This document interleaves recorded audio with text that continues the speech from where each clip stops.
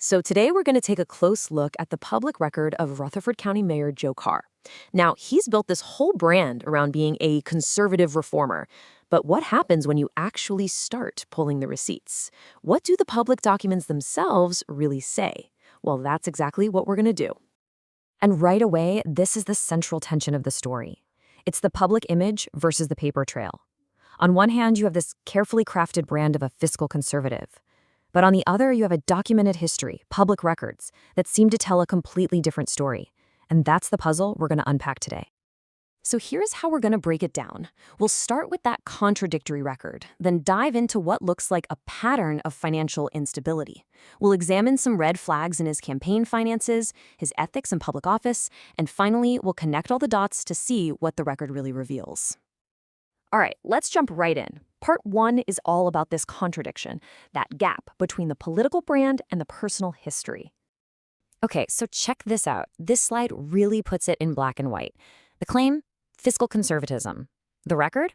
We're talking multiple lawsuits for unpaid debt, businesses that were dissolved by the state, and even campaign finance fines. It's a pretty stark contrast, right? So how do you square that circle? Well, let's get into the specifics. And look, this isn't just a one-off thing, or a couple of bad months. The records point to a long pattern of financial instability. Years of it, actually. And it really seems to begin with his business ventures.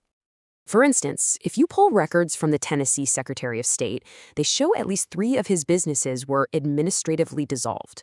Now, what does that mean?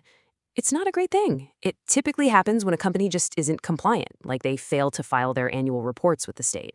For a politician who really leans on their private sector experience, that's a recurring theme that definitely raises some questions.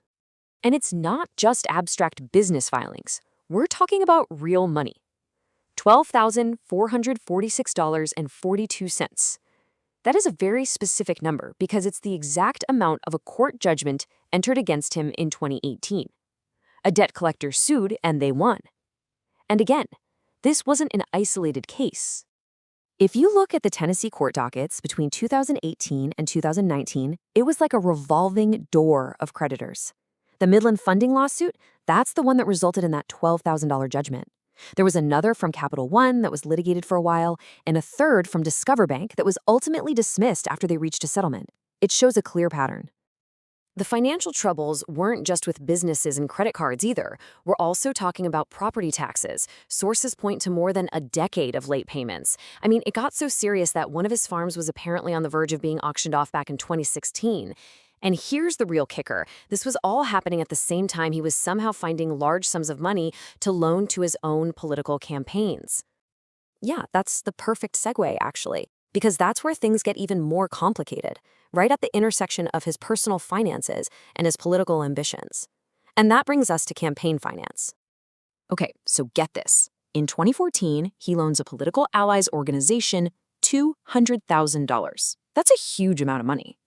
Well, the Federal Election Commission, the FEC, they looked into it.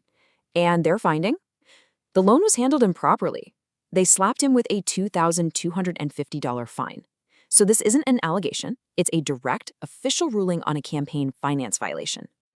Now, you might be thinking, hold on, a mortgage? How in the world does a personal mortgage become a political issue? And that's a great question. The short answer is, it can happen when a politician gets a loan on really good terms that you or I probably couldn't get. It can start to look less like a loan and more like a hidden donation. And this brings us to this key idea, a below-market refinance. It's pretty much what it sounds like. A lender gives a politician an interest rate that's way lower than the going market rate at the time. That difference, that financial advantage, that can be legally considered an unreported in-kind campaign contribution. And by law, you absolutely have to report those. And with this particular loan, the timing is, well, it's really interesting. Look at the timeline. In 2014, he runs for U.S. Senate and loses. Then, in 2015, he gets this below-market mortgage refinance. And what happens next? In 2016, he launches another campaign, this time for the U.S. House. That loan is sandwiched right between 2 huge federal campaigns. The timing is hard to ignore. This chart really spells it out. You can see how his borrowing changed over time. Back in 2002, he's at a conventional bank. Pretty normal stuff. But then he shifts completely to private lenders. And watch what happens. The loan amounts keep climbing, but in 2015, the interest rate suddenly drops, way down to 3.69%. At the time, that was flagged as being suspiciously low, well below what most people could get. Okay, so that's the financial record. We've seen the businesses, the debts, the campaign finance questions. But the next logical question is, how does all this translate to his actual conduct once he's in public office? Well, let's look at his time at TDEC, the state's environmental agency. In 2019, he got a big appointment there as assistant commissioner. His time there, though, it was pretty short. Why? An internal investigation came back with substantiated findings, meaning they found proof, of inappropriate comments and harassment. He even admitted to what he himself called locker room talk. And the result? He resigned in 2020.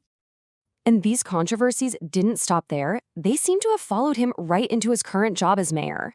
I mean, the list from sources is pretty long. First, using the county's official Facebook page to sell his personal honey. Then, signing a $20 million contract without getting the required committee approval. He even tried to censure another commissioner for, exercising her First Amendment rights. It all came to a head when the county commission took the pretty rare step of formally censuring him. Okay, so we've looked at a lot. His business dealings, the lawsuits, the campaign finances, and his conduct in office. Let's step back for a second and connect the dots. What does this whole record actually reveal? When you put it all together, it's not just one thing. It's a recurring pattern that seems to pop up in every part of his career. You have the financial instability with all the lawsuits and dissolved businesses. You have the questionable campaign funding, from FEC fines to those suspiciously timed loans. You've got professional misconduct so serious it led to a resignation from a state job. And now, as mayor, there are documented breaches of public trust, like unauthorized contracts and that formal censure. And all of this leaves us with a really fundamental question. We're not talking about one mistake here. We're talking about a documented record that stretches across more than 2 decades. So the question for you is this. When you're evaluating a leader, especially one in charge of a nearly billion-dollar county budget, how much weight should you give to their personal, financial, and ethical record? That's not for us to say. That's for voters to decide.